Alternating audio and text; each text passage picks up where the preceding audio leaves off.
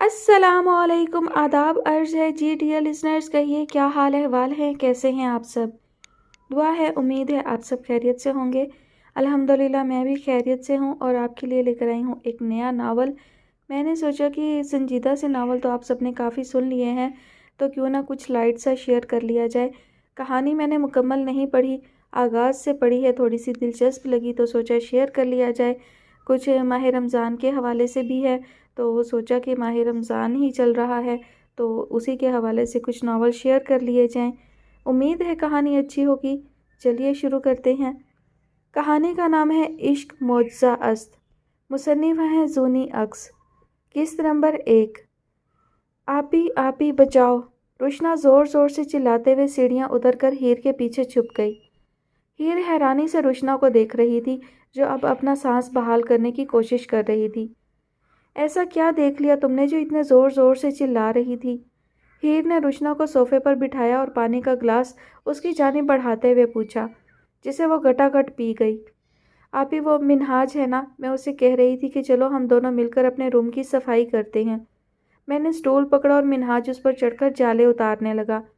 फिर एकदम से स्टूल फिसल गया और मिनहाज नीचे गिर गया, पर आपी सच्ची मैंने उसे नहीं गिराया।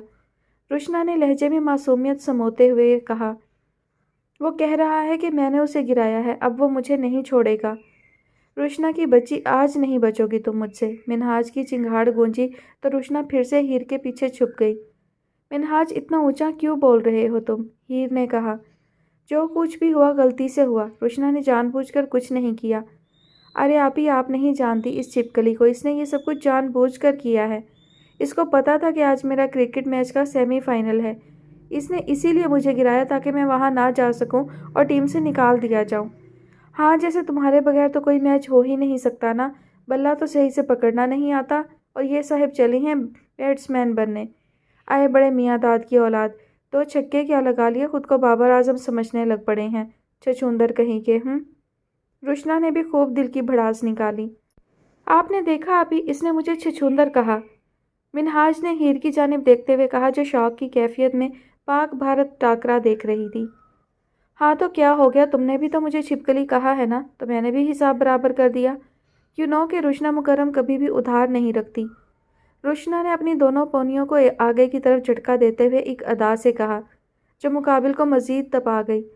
आप ही के पीछे छुपकर क्या बड़ी बड़ी डींगे मार रही हो, हिम्मत है तो सामने आकर बात करो, फिर देखते हैं किसमें है कितना दम। मिनहाज ने फर्जी कॉलर झाड़ते हुए कहा। हाँ तो आओ, हो जाए मुकाबला, मैंने भी कच्ची गोलियां नहीं खेल रखी। अभी मालूम हो जाएगा कि कौन किसका उस्ताद है, और जो हारा उसे जीतने वाले की हर बात माननी होगी। बोलो, मंजूर है। रुशना ने अपना हाथ मिनहाज की जानिब बढ़ाते हुए कहा। हाँ मंजूर है, मिनहाज ने उसका हाथ थामते हुए मजबूत लहजे में कहा, और वो दोनों वहीं पंजा लड़ाने के लिए लाउंज पर रखी टेबल के आमने सामने बैठ गए। कोई हाल नहीं तुम लोगों का, बस बहाना चाहिए लड़ने के लिए। पता भी है आज रमज़ानुल मुबारक का चांद नज़र आने का पूरा इम्कान है, और अभी इतना काम पड़ा है करने को। अभी बाजार जाकर किचन का सारा सामान लाना है और उसे सेट भी करना है, और फिर जामिया भी जाना है मुझे 5 बजे। मगर मुझे लग रहा है कि तुम लोगों से कुछ भी नहीं होने वाला, हीर ने ताज्जुब से कहा। हीर बाजी, नूर बीबी आपको याद कर रही हैं। नूर बीबी की खादिमा ने हीर को इतला दी। जी आप जाएं बानो, मैं बस अभी आती हूँ, और तुम दोनों मेरे वापस आने से पहले ये सारा बिखरा समेट लो, वरना आज खैर नहीं तुम दोनों की। हर वक्त बच्चों की तरह लड़ते रहते हो, अब दोबारा से जंगनामा खोल कर ना बैठ जाना। मेरे आने तक तुम दोनों के कमरे साफ होने चाहिए, समझे। अम्मा जान खैरियत है, बानो कह रही थी कि आप मुझे बुला रही हैं।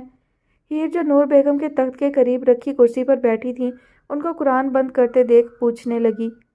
हाँ मेरी बच्ची, तुम्हें तो मालूम है कि अब इन बूढ़ी हड्डियों में पहले सी ताकत नहीं रही। ये घुटनों का दर्द चैन ही नहीं लेने दे रहा। इसलिए मैं चाह रही हूँ कि आज तर्जुमा तफसीर की जमात का टेस्ट तुम ले लो। मेरी गैर हाजिरी में अमूमन तुम ही उन्हें सबक देती हो। मैंने भी देखा है कि बड़े अच्छे अंदाज में उन सबके इबहाम दूर करती हो तुम। बच्चियाँ भी तुमसे पढ़ना पसंद करती हैं। मुख्तसर से अरसा में ही बहुत कुछ सीख लिया तुमने मुझसे। और तुम्हारे बाबा जान भी बता रहे थे कि सोसाइटी के वकील, क्या नाम है उनका, हाँ वो रफ़ीक साहब है ना, वो भी तारीफ़ कर रहे थे कि उनकी बच्ची हीरबाजी की बहुत तारीफ़ करती है घर में, कि वो तो नूर बाजी की तरह इतने अच्छे से सबक बताती हैं کہ ایک بار دہرانے سے ہی سبق یاد ہو جاتا ہے۔ یقین جانو مجھے بڑی خوشی ہوئی ہے یہ سب سن کر۔ واقعی میں تم نے ہماری بیٹی ہونے کا حق ادا کر دیا، نور بی بی نے ہیر کا ماتھا چومتے ہوئے کہا۔ اور ویسے بھی میرے اس دنیا سے کوچ کر جانے کے بعد یہ سب تمہیں ہی تو سنبھالنا ہے۔ ایک وہ ناہنجار اولاد ہے کہ جسے ماں باپ کی فکر ہی نہیں۔ جیتے جی تعلق توڑ دیا ہم سے، انہوں نے رنجیدگی سے کہا۔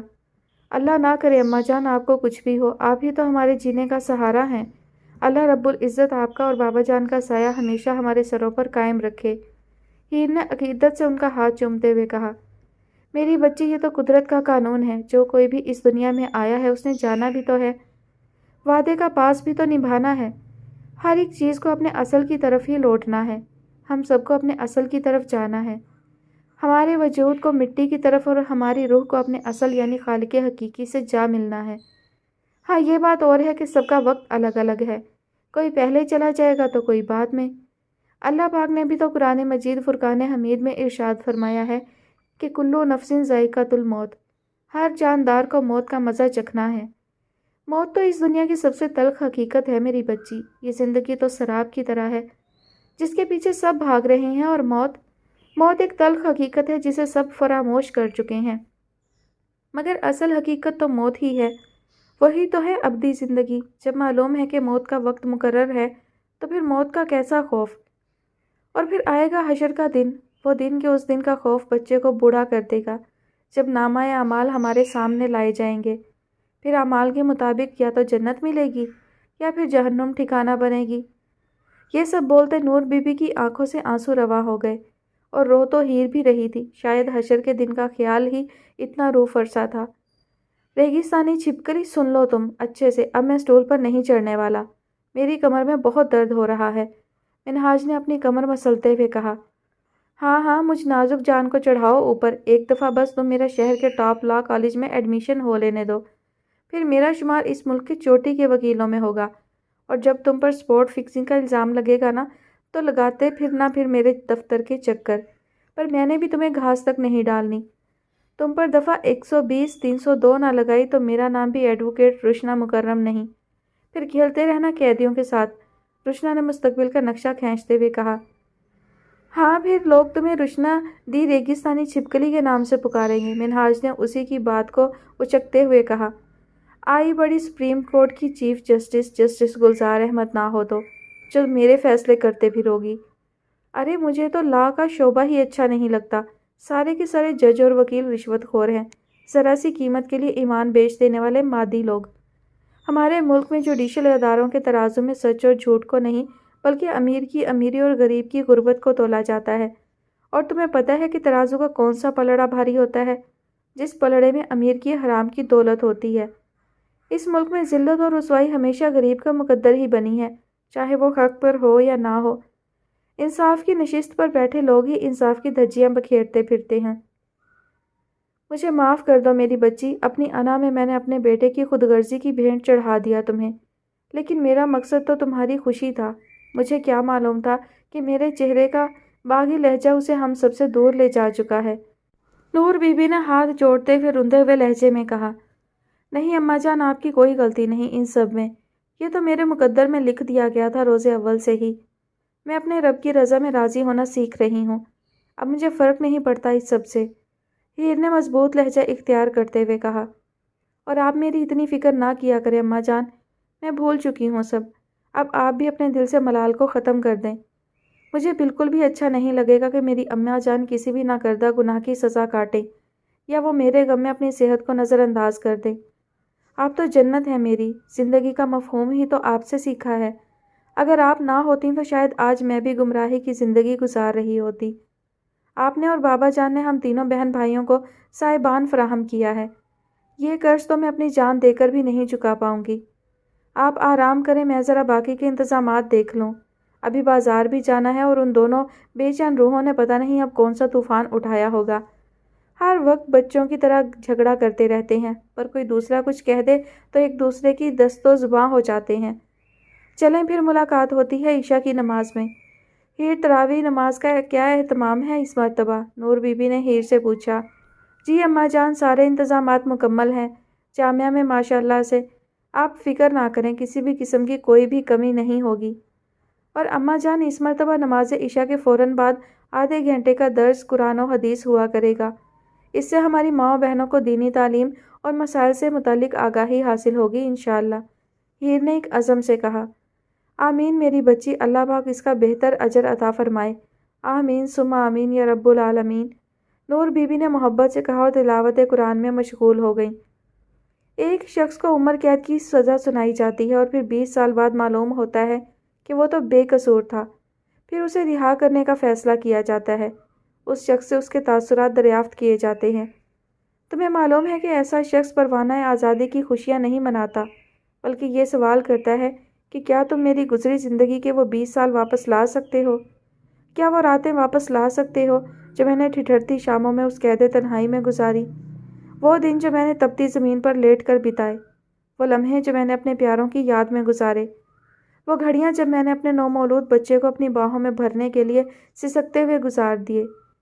کیا کوئی لا سکتا ہے وہ گزرے ماہوں سال؟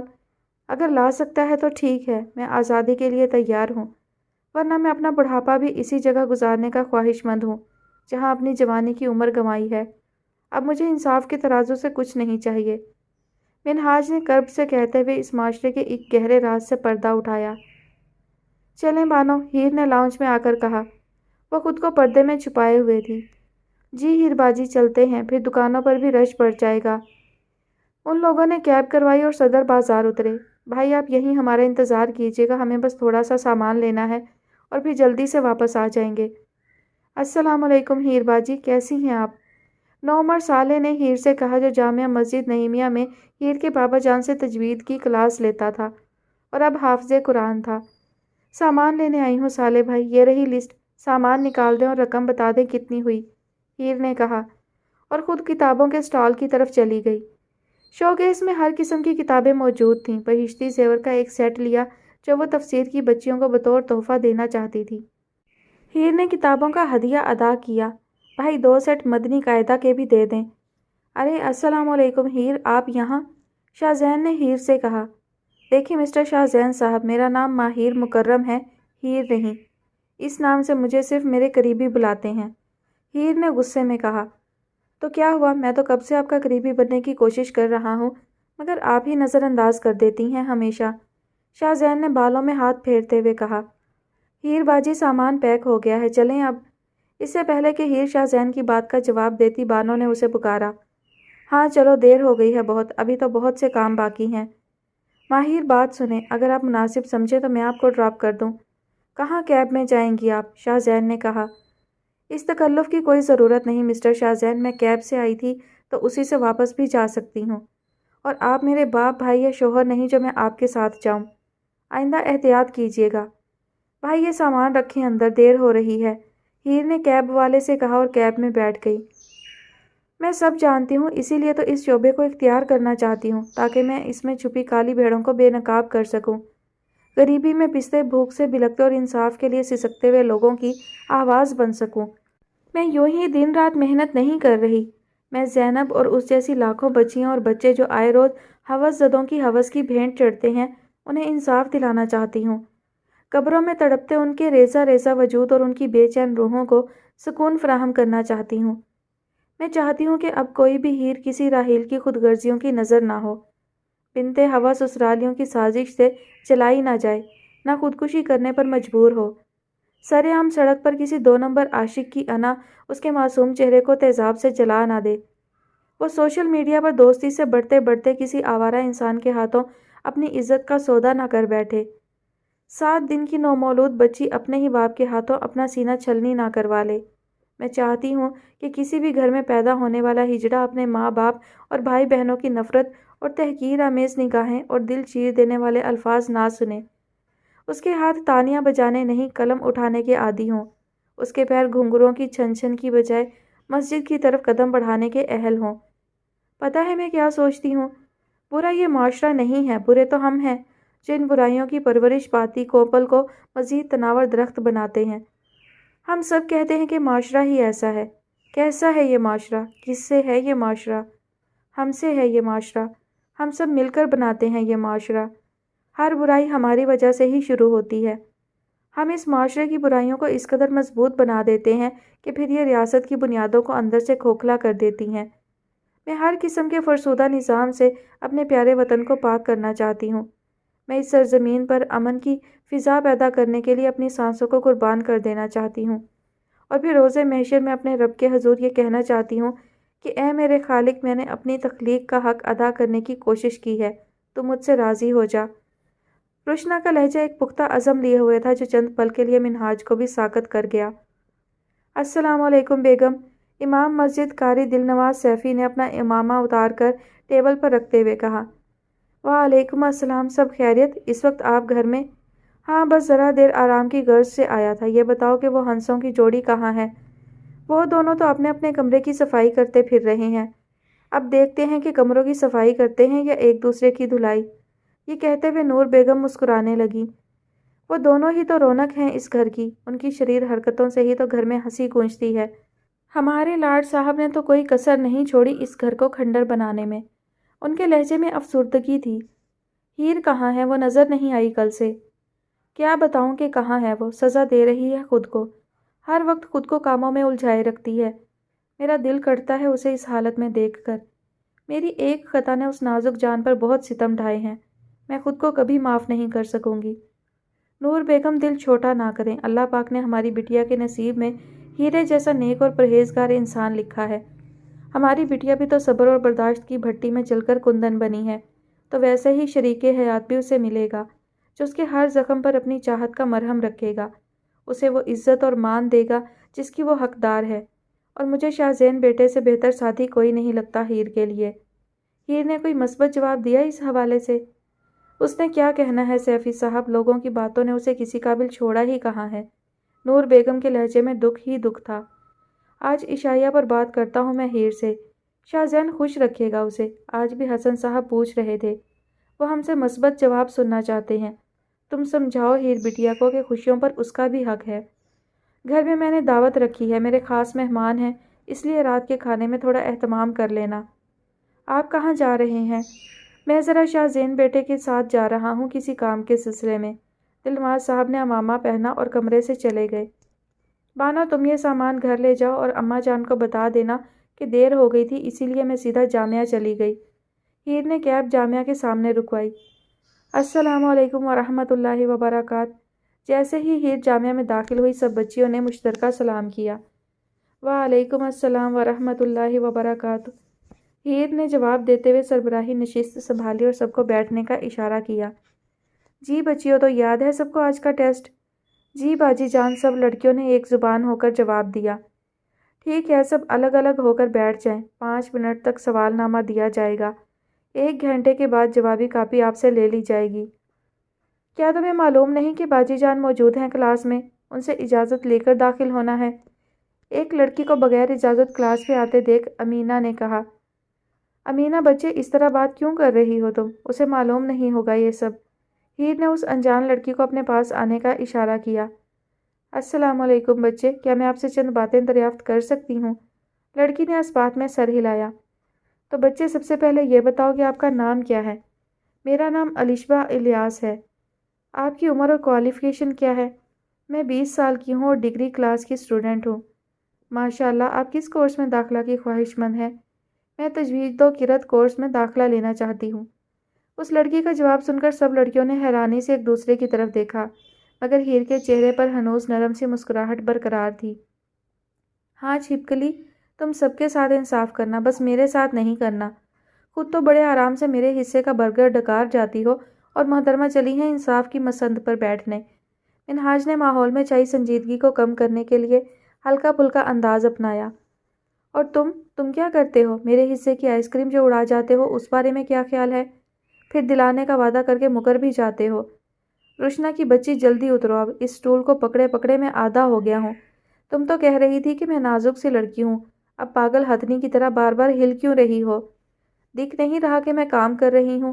خود تو تم سے ہوتا نہیں کام اور مجھے باتیں سنا رہے ہو، ٹینڈے کی شکل والے۔ کیا کہا ہے تم نے مجھے؟ ٹینڈے کی شکل والا؟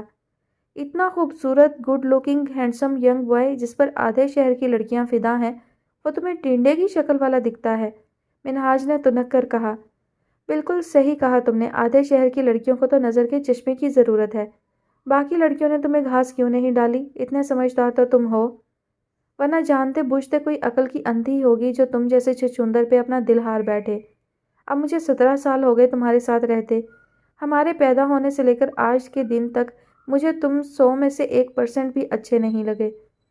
اچھا تو پھر اس دن تم اپنی سہیلی سے، کیا نام ہے اس کا، رامین، ہاں رامین، اس سے کیوں کہہ رہی تھی کہ میرا بھائی تو کسی ایکٹر سے کم نہیں، اتنا اسٹرانگ ہے سپر مین کی طرح؟ وہ سب کیا تھا پھر؟ ارے وہ تو بس ریٹنگ بڑھا رہی تھی میں اپنی۔ بھائی روشنا کا بھی ایک سٹینڈرڈ ہے اس کے فرینڈ سرکل میں، ورنہ تمہاری ٹنڈے جیسی بوتی تو کوئی دیکھنا بھی نہ چاہے، چھچھندر کہیں گے۔ روشنا نے دل جلانے والی مسکراہٹ منہاج کی طرف اچھالی اور سٹول سے چھلانگ لگائی۔ دراصل مجھے قرآن پاک صحیح تلفظ سے پڑھنا نہیں آتا۔ تو کوئی بات نہیں بچے، قرآن سیکھنے کی کوئی عمر تھوڑی ہوتی ہے۔ یہ تو آپ نے بہت اچھا فیصلہ کیا۔ ہماری نوجوان نسل تو بے راہ روی کا شکار ہے، قرآن کو بس سرسری سا پڑھ لیا بچپن میں اور سمجھتے ہیں کہ حق ادا ہو گیا۔ والدین بھی بچے کی دینی تعلیم کی بجائے دنیاوی علوم کے حصول کے لیے کوشاں ہیں۔ آپ کو تو اللہ نے ہدایت کے لیے چن لیا ہے، اس نے اپنی طرف آنے والے راستے کی طرف رہنمائی فرما دی ہے آپ کی۔ یہ رہنمائی سب کو نصیب نہیں ہوا کرتی، کچھ خاص لوگ ہوتے ہیں جو اس کے اہل ہوتے ہیں۔ جب آپ تجوید سے قرأت کریں گی نا تو تلاوت کا لطف تو بالا ہو جائے گا، جو مزہ ہے دنیا کے کسی بھی میوزک کو سن کر وہ سرور نہیں ملے گا آپ کو۔ لیکن ہم پہلے اس قاعدے کو پڑھیں گے۔ ہیر نے مدنی قاعدہ الشبا کے سامنے کیا۔ قرآن پڑھنے کی ابتدائی قواعد چونکہ اسی قاعدے میں موجود ہیں، اس لیے پہلے اس کا مکمل مطالعہ ضروری ہے۔ اس کو پڑھنے کے بعد قرآن پڑھنے میں آسانی ہوگی۔ اس نے الشبا کی الجھن کو دور کرنے کے لیے تفصیل بتائی۔ السلام علیکم امام صاحب۔ شاہ زین نے گاڑی کا دروازہ کھولتے ہوئے مؤدبانہ سلام کیا۔ الحمدللہ، شکر ہے اس پاک ذات کا جو اتنی عزت سے نواز رہا ہے۔ دل نواز صاحب نے آسمان کی جانب اشارہ کیا۔ تم اپنے والدین سے بات کر چکے ہو نا اس بارے میں؟ جی میں بات کر چکا ہوں، آپ تو جانتے ہیں کہ ماما بیمار رہتی ہیں، وہ بازاروں کے چکر نہیں لگا سکتی، اسی لیے انہوں نے مجھے خود کہا کہ ماہر کے نکاح کا جوڑا میں خود لے آؤں، تو میں نے سوچا کہ آپ کو بھی ساتھ لے جاتا ہوں۔ آخر بیٹی ہے وہ آپ کی، آپ سے بہتر اسے کون سمجھ سکتا ہے؟ شاہ زین کے لہجے میں احترام ہی احترام تھا۔ دل نواز صاحب کو اپنے فیصلے پر مزید پختگی دکھائی دی۔ یہ لڑکا ہر طرح سے ان کی ہیر کے قابل تھا، اس کے اندر انہیں وہ تمام تر خوبیاں نظر آ رہی تھیں جو ایک ہمسفر میں ہونی چاہیے۔ السلام علیکم، بھائی دلہن کے لیے ایک اچھا سا شادی کا ڈریس دکھا دیں، شاہ زین نے ایک کپڑے کی دکان میں داخل ہو کر کہا۔ وہ لڑکا ایک سے ایک برانڈڈ جوڑے لے آیا، مگر کسی کا گلا گہرا تھا تو کسی کے بازو نہیں تھے، اور کچھ کا کپڑا اس قدر باریک تھا کہ پہننے والے کے جسم کو صاف ظاہر کرتا۔ یہ سب نہیں بھائی، کچھ اور دکھائیں، مکمل سلیوز ہو، گلا گہرا بالکل بھی نہ ہو۔ جوڑا خرید کر اس نے ایک دوسری دکان سے ہیر کے لیے خوبصورت کام والی چادر خریدی، باقی چھوٹی چھوٹی اشیاء بھی جس کی لسٹ راحیلہ بیگم نے اسے دی تھی۔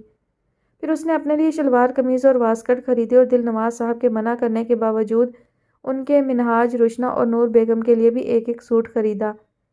شاہ زین بیٹے، تم نے خواہ ہی اتنا سب لے لیا، اس سب کی کوئی ضرورت نہیں تھی۔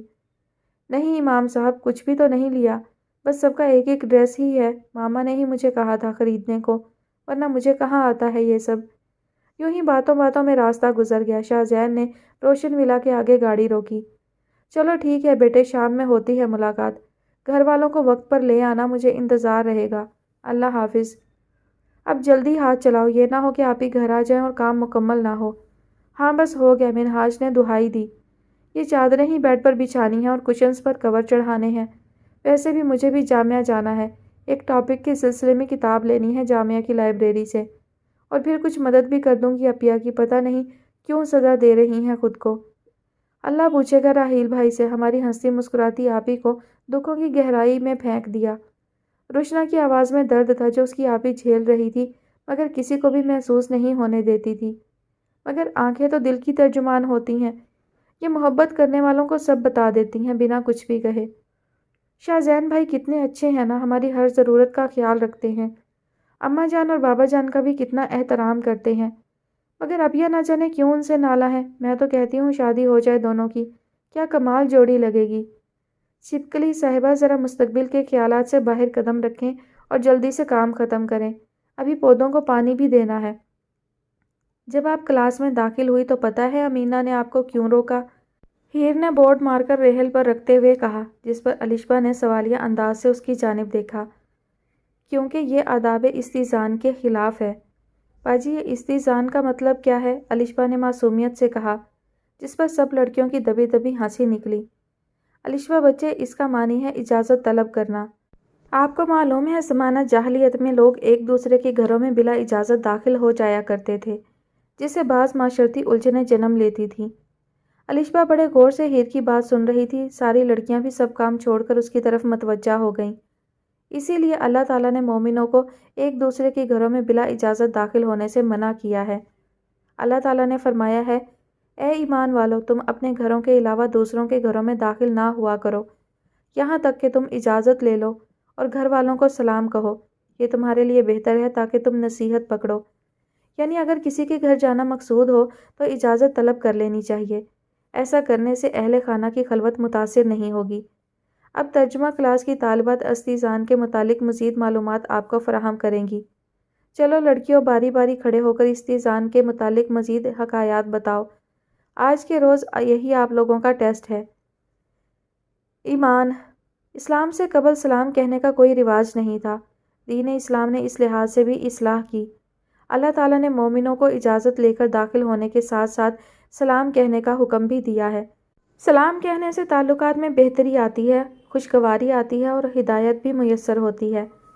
خدیجہ نے کہا، اسلام نے ایک اصلاح یہ کی، بلا اجازت گھروں میں داخلے کی ممانعت کر دی۔ یعنی اگر تم دروازے پر دستک دو اور کوئی جواب نہ ملے تو اندر داخل نہ ہو، اگرچہ دروازہ کھلا ہی کیوں نہ ہو، یہاں تک کہ تمہیں داخل ہونے کی اجازت دے دی جائے۔ بسمہ کھڑی ہوئی۔ اس سے مراد یہ ہے کہ اگر کسی گھر میں کوئی فرد رہائش پذیر نہ ہو، ایسے گھروں میں داخلے سے کسی کی نجی زندگی متاثر نہیں ہوتی۔ یہ بھی ہو سکتا ہے کہ کوئی گھر کسی شخص نے سامان وغیرہ سٹور کرنے کے لیے کرائے پر لیا ہو۔ ایسے گھروں میں داخل ہونے کی بھی اجازت ہے، بشرط یہ کہ سامان کو نقصان نہ پہنچایا جائے۔ غیر مسکونہ گھروں سے مراد ہے ایسا گھر جہاں کوئی گھرانہ رہائش پذیر نہ ہو، بلکہ وہاں عام لوگ رہتے ہوں، یعنی ہوٹل، چائے خانے، سرائے وغیرہ۔ ایسے مقامات پر اجازت لے کر داخل ہونے کی کوئی ضرورت نہیں ہے۔ مومنہ کھڑی ہوئی۔ اس آیت میں مومنین کو ایک مفید ہدایت کی گئی ہے کہ اگر اہل خانہ تمہیں کسی مصروفیت یا مجبوری کی وجہ سے گھر میں داخل ہونے کی اجازت نہ دیں تو واپس لوٹ جاؤ اور اس بات کا برا نہ مناؤ۔ روشنا بیٹی، کدھر جا رہی ہو؟ نور بیگم نے اپنی طرف آتی روشنا سے کہا۔ روشنا جو عبایا پہن کر جامعہ جانے کے لیے نکل رہی تھی، نور بیگم کی جانب بڑھی۔ اماں جان، جامعہ جا رہی ہوں، کچھ کام ہے۔ بچے، اگر کام ضروری ہے تو چلی جاؤ، ورنہ کچن میں میرا ہاتھ بٹا دو۔ تمہارے بابا جان کے کچھ مہمان آ رہے ہیں، رات کے کھانے پر کہہ کر گئے ہیں خاص اہتمام کرنا۔ ہیں؟ یہ کون سے مہمان ہیں جو رات کے وقت آ رہے ہیں؟ روشنا نے عبایا اتار کر تخت پہ رکھتے ہوئے خود کلامی کی۔ بتائیں اماں جان، کیا کروں میں؟ نور بیگم کے پیچھے کچن میں داخل ہوتے ہوئے روشنا نے پوچھا۔ تم سلاد بناؤ اور پھر یہ کسٹرڈ فریج میں رکھ دینا اور سٹور سے نیا ڈنر سیٹ نکال کر دھو دینا، تب تک میں بریانی کو دم دے دوں۔ اور چوری سے نہیں کرنا، جو سلاد کٹر میں بازار سے لائی تھی اس سے کاٹ لینا سب، کہیں ہاتھ پر نہ لگ جائے تمہارے۔ کتنی محبت ہے اماں جان کے لہجے میں، اگر آج ہماری امی زندہ ہوتیں تو وہ بھی ایسے ہی خیال رکھتی ہمارا۔ لیکن شکر ہے اس ذات کا کہ ہمیں در بدر کی ٹھوکریں نہیں کھانی پڑی۔ اماں جان اور بابا جان کے دست شفقت نے ہمیں یتیمی کی زندگی سے محفوظ رکھا ہے۔ روشنا یہ سوچ کر مسکرانے لگی۔ ایسے مسکرا کیوں رہی ہو روشنا؟ سب خیر تو ہے؟ نہیں اماں جان، بس مجھے ایک دم سے خیال آیا کہ آپ اتنی عمر میں بھی ینگ کیسے دکھتی ہیں۔ کتنی ملائم سکن ہے آپ کی، بالکل بچوں کی طرح۔ کون سی کریم لگاتی ہیں آپ؟ ذرا مجھے بھی بتائیں، کیا پتہ بوڑھی عمر میں میرے بھی کام آ جائے۔ روشنا کے سنجیدہ سے لہجے میں بھی شرارت کی رمق تھی۔ چل ہٹ شریر کہیں کی۔ نور بیگم نے شرماتے ہوئے دوپٹے کا کونا دانتوں تلے دبایا۔ جلدی ہاتھ چلاؤ، اگر تمہارے بابا جان آ گئے تو غصہ کریں گے کہ ابھی تک کچھ بھی نہیں بنا ہوا۔ انیکا: استئذان کے متعلق مزید احکامات یہ ہیں کہ 3 مرتبہ اجازت لی جائے۔ اس بارے میں ایک حدیث یوں بیان ہوئی ہے۔ حضرت ابو سعید خدری رضی اللہ عنہ سے روایت ہے کہ وہ کہتے ہیں کہ ابو موسیٰ اشعری رضی اللہ عنہ میرے پاس آئے اور کہا کہ عمر رضی اللہ عنہ نے میری طرف پیغام بھیجا ہے کہ میں ان کی طرف حاضر ہو جاؤں۔ میں ان کے دروازے پر گیا، 3 بار دستک دی، مگر انہوں نے مجھے سلام کا جواب نہیں دیا، تو میں لوٹ آیا۔ حضرت عمر رضی اللہ عنہ نے مجھے بلا کر پوچھا کہ کس چیز نے تجھے آنے سے روکا۔ میں نے عرض کی کہ میں آپ کے دروازے پر آیا لیکن آپ نے جواب ہی نہیں دیا تو میں لوٹ گیا، کیونکہ رسول اللہ صلی اللہ علیہ وآلہ وسلم نے فرمایا کہ جب تم میں سے کوئی 3 بار اجازت طلب کرے اور اسے اجازت نہ ملے تو وہ لوٹ جائے۔ حضرت عمر نے کہا کہ اس پر دلیل قائم کرو۔ ابو سعید کہتے ہیں کہ میں مجلس سے اٹھ کر ان کے ساتھ گیا اور ساتھ چل کر گواہی دی۔ روشن حضرت جابر سے روایت ہے کہ وہ بیان کرتے ہیں کہ میں نبی کریم کے ہاں ایک قرض کے بارے میں گیا جو میرے باپ کے ذمہ تھا۔ میں نے دروازہ کھٹکھٹایا تو حضور نے فرمایا کون؟ میں نے کہا انا، یعنی کہ میں۔ حضور صلی اللہ علیہ وآلہ وسلم نے منع فرمایا۔ اس سے پتہ چلتا ہے کہ میں کی بجائے دریافت کرنے والے کو اصل نام بتائیں۔ عاتقہ ابھی داؤد میں ہے کہ جب حضور اکرم صلی اللہ علیہ وآلہ وسلم کسی کی طرف تشریف لے جاتے تو دروازے کے بالکل سامنے کھڑے نہ ہوا کرتے، بلکہ ایک طرف یا فاصلے پر کھڑے ہو کر بلند آواز سے السلام علیکم کہا کرتے۔ ارم اس کے بارے میں چند مزید مسائل یہ ہیں کہ آج کل دروازے پر کال بیل لگی ہوتی ہے، اسے مناسب طریقے سے دبایا جائے۔ دستک دینے پر کوئی بچہ باہر آئے تو اس کے اجازت دینے پر فوراً اندر نہ آؤ، بلکہ کسی بڑے کی طرف سے اجازت ملنے کا انتظار کرو۔ ہنگامی صورتحال میں اجازت لینا ضروری نہیں، یعنی گلی وغیرہ میں اگر کوئی مضی جانور آ جائے تو بلا اجازت گھر میں داخل ہونے کی اجازت ہے۔ ثانیہ استئذان کے کچھ فوائد اور مقاصد بھی ہیں، جیسے کہ اس میں خیر کا پہلو ہے۔ خلوت کے حقوق کہ گھر میں لوگ بے تکلفانہ زندگی بسر کرتے ہیں، اگر کوئی بلا اجازت داخل ہو تو یہ حقوق متاثر ہوتے ہیں۔ یہ بات شخصی آزادی کے خلاف ہے۔ استئذان میں اللہ تعالیٰ نے مومنوں کے لیے پاکیزگی کا پہلو رکھا ہے، دل اور روح کی پاکیزگی حاصل ہوتی ہے۔ برائی سے بچنا اگر کوئی بلا اجازت داخل ہو تو اس بات کا قوی امکان ہے کہ آنے والا شخص کسی خاتون کو بے پردگی کی حالت میں دیکھ لے گا، اس سے کئی قسم کی برائیاں جنم لیتی ہیں۔ باوقار طریقہ بغیر اجازت کسی کے گھر داخل ہونا بیہودہ طریقہ ہے، جبکہ اجازت طلب کر کے کسی کے ہاں آنا باوقار طرز عمل ہے۔ اس طرح آنے والا جس ضرورت کے تحت آیا ہو اس کی ضرورت پوری ہونے کا امکان بڑھ جاتا ہے۔ اماں جان میں نے کئی بار نوٹ کیا ہے کہ آپ ہیر اپیہ کو کچھ نہیں کہتی لیکن مجھے ہر وقت ڈانٹتی رہتی ہیں، ایسا کیوں؟ میں آپ کو عزیز نہیں ہوں کیا؟ روشنا نے معصوم سی شکل بناتے ہوئے کہا۔ یہ کیسی بات ہوئی بھلا؟ تم تینوں ہی بہت عزیز ہو ہمیں، ہیر اور تم ننھی سی کلیاں ہو ہمارے آنگن کی، اور منہاج پھول ہے اس چمن کا۔ ہاں یہ بات الگ ہے کہ ہیر مجھے کبھی شکایت کا موقع نہیں دیتی اور تم دونوں نے وہ دن کبھی آنے ہی نہیں دیا جب تم دونوں نے کوئی ہنگامہ کھڑا نہ کیا ہو۔ سلاد بن گئی ہو تو فریج میں رکھ دو، ہر کام کرنے کا سلیقہ ہونا چاہیے لڑکیوں کو۔ اب بیٹھ کر صرف کھیرے ہی کھانے ہیں یا کچھ کرنا بھی ہے؟ یہ سل بٹا پکڑاؤ مجھے، میں ہری چٹنی تو پیس لوں۔ نور بیگم کی بات سن کر روشنا نے منہ بسورتے ہوئے سل بٹا ان کی جانب بڑھایا۔ امید کرتی ہوں الشبہ کہ آج آپ نے آداب استئذان سمجھ لیے ہیں اچھے سے اور اب ان پر عمل بھی کریں گی۔ جی باجی جان انشاءاللہ ضرور، الشبہ نے جوش سے کہا۔ امینہ بچے آپ الشبہ کو تجوید کلاس میں چھوڑ کر آئیں۔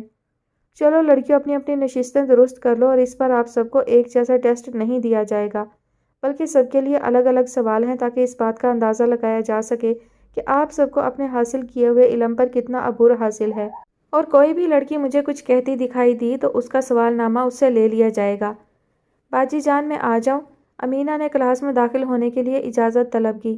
ہیر نے اسے اندر آنے کا اشارہ کیا۔ باجی جان محلے سے کچھ عورتیں آئی ہیں اور کسی کام کے سلسلے میں آپ سے ملنا چاہتی ہیں۔ آما کلاس کی باجی بھی وہیں ہیں اور آپ کو بلا رہی ہیں۔ امینہ نے ہیر کو انابیہ باجی کا پیغام دیا۔ ٹھیک ہے، جب تک میں واپس نہیں آتی امینہ آپ نے ان کا خیال رکھنا ہے۔ کوشش کرنا کہ آپ بھی ٹیسٹ لکھ لو، کیونکہ مغرب کی اذان کا وقت بھی قریب ہے۔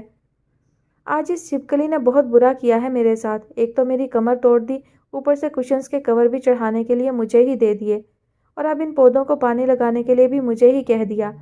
جب آپی آئیں گی تو ان کے سامنے یہ بڑی بڑی ڈینگیں مارے گی۔ آپی یہ تو کچھ کر ہی نہیں رہا تھا، سارا کام میں نے کیا ہے، بہت تھک گئی ہوں آپی سچی۔ 2-4 ڈائیلاگ سنا کر اکیلے ہی پیسے بٹور لے گی، پر میرا نام بھی منہاج ہے، میں بھی اس ریگستانی چھپکلی سے پیسے نکلوا کر رہوں گا اپنے حصے کے۔ مجھے میچ کے لیے بھی نہیں جانے دیا، اس سے بدلہ لینے کے لیے کچھ الگ کرنا پڑے گا۔ سوچ بیٹا منہاج، جلدی سوچ کیسے سبق سکھاؤ اسے۔ پودوں کو پانی دیتا منہاج منہ ہی منہ میں بڑبڑا رہا تھا کہ کسی نے دروازے پر بیل دی۔ ایک تو اس بیل کو بھی ابھی بچنا تھا، ضرور اس چھپکلی کی کوئی دوست ہوگی، جب اپنے گھر کھانا نہ ملے تو مفت میں ٹھونسنے کے لیے یہاں آ ٹپکتی ہیں۔ منہاج نے پائپ وہیں چھوڑ کر برا سا منہ بنایا اور دروازے کی جانب بڑھا۔ ارے یہ تو وہی لڑکی نہیں جس کے بارے میں سنا تھا کہ اس کا شوہر نے شادی کے دن نکاح کے فوراً بعد اسے طلاق دے دی تھی۔ ہاں بہن، وہی لڑکی ہے یہ، اور دیدہ دلیری سے اپنے سابقہ سسرال میں رہ رہی ہے۔ آج کل تو شرم و حیا کا کوئی رواج ہے ہی نہیں شاید۔ دوسری عورت نے اس کے کان میں سرگوشی کی۔ اور مولوی صاحب اور نور بہن کی دریا دلی تو دیکھو کہ اپنے بیٹے سے سارے تعلق ختم کر کے اس لڑکی اور اس کے بہن بھائی کو سینے سے لگائے بیٹھے ہیں۔ راحیل بیٹا بھی تو ماشاءاللہ سے حافظ قرآن ہے نا، کوئی عیب ہوگا جو نکاح کر کے طلاق دے دی، ورنہ کون کرتا ہے ایسا؟ تیسری عورت نے بھی گویا ثواب سمجھ کر اپنا حصہ ڈالنا فرض سمجھا۔ لائبریری میں داخل ہوتی ہیر نے ان سب کی سرگوشیاں بڑے تحمل سے سنی تھیں۔ اس کا دل کیا کہ ابھی منظر سے غائب ہو جائے، مگر اس نے بڑی خوش اخلاقی سے ان سب کو سلام کیا۔ ماہر بیٹا، یہ میری دور کی بہن ہے۔ 10 رمضان المبارک کو اس کے ساس سسر کی برسی ہے، اسی لیے یہ ان کے ایصال ثواب کے لیے مدرسے کی تمام بچیوں کو قرآن پاک تحفے میں دینا چاہ رہی ہے۔ ہیر کی محلہ دار شگفتہ بیگم نے ایک بڑے سے شاپر کی طرف اشارہ کرتے ہوئے کہا، اللہ کا دیا سب کچھ ہے میرے پاس۔ ہر سال رمضان المبارک میں روز دیگیں پکا کر سحری اور افطاری کرواتے ہیں۔ بقرہ عید پر سینکڑوں جانور ذبح کر کے اللہ کی رضا کے لیے ضرورت مندوں میں سارا گوشت تقسیم کرتے ہیں۔ خدا کی قسم ایک بوٹی نہیں رکھتے اپنے گھر میں۔ شگفتہ بیگم کی بہن کے لہجے میں غرور کی ایک جھلک دکھائی دی ہیر کو۔ جی خالہ، اچھا فیصلہ کیا ہے انہوں نے۔ آپ یہ قرآن یہیں رکھ دیں، انشاءاللہ آج رات کو درس قرآن و حدیث میں بچیوں میں تقسیم کر دیے جائیں گے۔ میں کیا کہہ رہی تھی ہیر، جب یہ بچوں میں تقسیم کرو گی نا تو 2-4 تصاویر بھی کھینچنے دینا ہمیں، جب یہ اپنے گاؤں جائے گی نا تو سب کو دکھانی ہے جا کر۔ شگفتہ بیگم نے کہا، خالہ آپ تو جانتی ہیں نا کہ جامعہ کی کسی بھی تقریب میں ایسا کوئی کام نہیں کیا جاتا۔ پہلا تو یہ کہ ایسا کام جو دوسروں کو دکھانے کے لیے کیا جائے ریاکاری میں شمار ہوتا ہے۔ دوسرا، ہم بچیوں کی تصاویر نہیں بنانے دیتے۔ ہیر نے بمشکل چہرے پر مسکراہٹ لاتے ہوئے کہا۔ السلام علیکم بابا جان۔ منہاج نے دروازہ کھول کر دل نواز صاحب کو اندر آنے کا راستہ دیا۔ وعلیکم السلام۔ برخوردار کہاں غائب ہو، صبح سے دکھے ہی نہیں۔ دل نواز صاحب نے شاپنگ بیگ منہاج کی طرف بڑھاتے ہوئے کہا۔ کہیں بھی نہیں بابا جان، چھپ میں میرا مطلب ہے کہ روشنا کے ساتھ مل کر صفائی کر رہا تھا۔ دل نواز صاحب کے سامنے منہاج نے بمشکل اپنی زبان کو پھسلنے سے روکا۔ بیٹے مجھے پانی کا گلاس پلاؤ اور اپنی اماں جان اور روشنا کو بھی بلا کر لاؤ، دل نواز صاحب نے تخت پر بیٹھتے ہوئے کہا۔ ابھی لایا بابا جان۔ منہاج نے شاپنگ بیگ تخت پر رکھے اور کچن کی طرف چلا گیا۔ روشنا ایک پانی کا گلاس دینا، منہاج نے کسٹرڈ ٹھنڈا کرتی روشنا سے کہا۔ کیا تمہیں دکھ رہا ہے کہ میں کام کر رہی ہوں؟ خود ہی لے لو، روشنا تنک کر بولی۔ منہاج بیٹے یہ لو، نور بیگم نے پانی سے بھرا گلاس ٹرے میں رکھ کر منہاج کی طرف بڑھایا۔ بیٹے جب گھر کی عورتیں کام میں مصروف ہوں تو چھوٹا موٹا کام خود ہی کر لینا چاہیے۔ ہمارے پیارے نبی صلی اللہ علیہ وآلہ وسلم خاتم النبیین خود گھر کے سارے کام کیا کرتے، اپنے کپڑوں کو خود پیوند لگا لیتے، جوتا بھی خود گانٹھ لیتے اور بکری کا دودھ بھی دو لیا کرتے۔ ام المومنین اماں خدیجہ، بی بی عائشہ اور دیگر ازواج مطہرات کے ساتھ گھر کے کام میں ہاتھ بٹاتے۔ نہ صرف صحابہ کرام کے ساتھ مل کر مسجد نبوی کی تعمیر کی، بلکہ غزوہ بدر کے موقع پر تمام ساتھیوں کے ساتھ مل کر خندق کی کھدائی بھی کی۔ جب اللہ کے حبیب، کونین کے والی، نبیوں کے تاجدار، کوثر کے سردار، وجہ تخلیق کائنات خود ہاتھ کی محنت کو ترجیح دیتے تو پھر ہم تو ادنا سے غلام ہیں، ہم کیوں یہ کام کرتے شرمندگی محسوس کریں؟ اور روشنا بچے تم بھی ذرا احتیاط کیا کرو، بھائیوں سے ایسے بات نہیں کیا کرتے۔ بھائی آپ کا مان ہوتے ہیں، باپ کے گزر جانے کے بعد جو شجر آپ کو میکے کی ٹھنڈک پہنچاتا ہے وہ درخت بھائی کے مان کا ہوتا ہے۔ ماں باپ کے گزر جانے کے بعد بھی بھائی آپ کے لیے اپنے گھر کا دروازہ کھولے رکھتا ہے، وہ آپ کی تواضع ان لذیذ کھانوں سے کرتا ہے جو شاید ماں باپ کے ہوتے ہوئے بھی آپ کی خدمت میں حاضر نہ کیے جاتے ہوں، وہ آپ کے بچوں کو عیدی دیتا ہے خواہ اس کے بچوں نے عید کے لیے ایک جوڑا بھی نہ لیا ہو۔ جانتی ہو کیوں کرتا ہے وہ یہ سب؟ اس لیے تاکہ آپ کو اس گھر میں ماں باپ کی کمی محسوس نہ ہو۔ کسی بھی بات سے آپ یہ اخذ نہ کر لیں کہ اگر آج امی ابو ہوتے تو ہمارے ساتھ یہ سلوک نہ ہوتا۔ وہ تو خود کا دفاع کر رہا ہوتا ہے تاکہ روز محشر ماں باپ کے سامنے شرمندگی سے بچ سکے، اور ویسے بھی ہمیشہ ادب کے دائرے میں رہتے ہوئے دھیمی آواز میں ہی گفتگو کرنی چاہیے، چاہے سامنے والا آپ سے بڑا ہو یا چھوٹا۔ آپ کی چند منٹ کی گفتگو آپ کے رویے کی عکاسی کرتی ہے۔ آپ کی گفتگو سے آپ کی تربیت جھلکتی ہے۔ یہ گفتگو ہی سامنے والے پر آشکار کرتی ہے کہ آپ کس سوچ اور کس کردار کے مالک ہیں۔ نرم مگر پر اثر لہجے میں کہی گئی نور بیگم کی باتوں نے کچن میں سکوت طاری کر دیا تھا۔ پھر ہم چلتے ہیں ہیر، رات کو تراویح کے وقت ملاقات ہوگی اب، شگفتہ خاتون نے اٹھتے ہوئے کہا۔ ہیر بھی بمشکل مسکراتے ہوئے ان کے احترام میں کھڑی ہوئی۔ ان تینوں کے چلے جانے کے بعد ہیر صوفے پر ڈھہ گئی۔ پاس بیٹھی انابیہ باجی نے جلدی سے اٹھ کر اسے سہارا دے کر بٹھایا۔ ہیر تم کیوں لوگوں کی باتوں پر دھیان دیتی ہو؟ جانتی تو ہو کہ ان لوگوں کی زبانوں کے آگے تو خندق ہے۔ یہ کب سوچتے ہیں بولنے سے پہلے؟ ان کا کام صرف باتیں بنانا ہے۔ سچائی کیا ہے یہ جاننے کی قطعاً ضرورت محسوس نہیں کرتے۔ بس کسی پر بد کرداری کا لیبل لگ گیا تو وہ تاعمر بد کردار ہی کہلایا جائے گا۔ سنی سنائی باتوں کو آگے پہنچانا اپنا فرض سمجھتے ہیں اور یہ نہیں سوچتے کہ یہ بات درست ہے یا نہیں، اور آیا درست ہے بھی تو کس حد تک درست ہے۔ انابیہ نے پانی کا گلاس ہیر کی جانب بڑھاتے ہوئے کہا، مگر ہیر تو جیسے اس وقت کچھ بھی سننے کی حالت میں ہی نہیں تھی۔ انابیہ کافی دیر ہیر کے بولنے کا انتظار کرتی رہی مگر وہ ہنوز خاموش تھی۔ شاید اسے کچھ دیر اکیلے رہنے کی ضرورت تھی۔ اسی خیال کے تحت انابیہ اٹھی اور ایک تعصب بھری نگاہ ہیر پر ڈالتے ہوئے کلاس ہال کی جانب بڑھ گئی۔